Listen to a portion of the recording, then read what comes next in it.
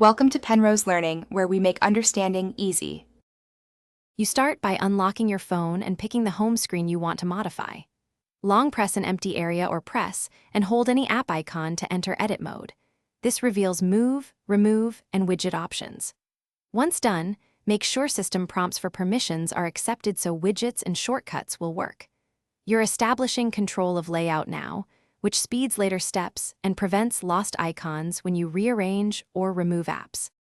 You can rearrange by dragging an icon to a new spot or over another to create a folder. This groups related apps for faster access. To add, tap the plus or widgets button, select the app widget or shortcut, then drop it where you want it. If you need to remove an icon, drag it to the remove or delete target, or open the icon's context menu and choose remove from home. These actions change access patterns and reduce clutter. You finish by tapping done or simply tapping outside the grid to lock in the new layout.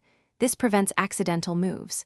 If icons vanish or won't relocate, restart the launcher or reboot the device to refresh the interface. Should problems persist, clear the launcher's cache or reset the home layout in settings as a last resort. This restores defaults but may erase custom folders. One quick tip: backup home layouts when available to avoid rebuilding. Thanks for watching. If this was helpful, leave a like and consider subscribing. See you next time.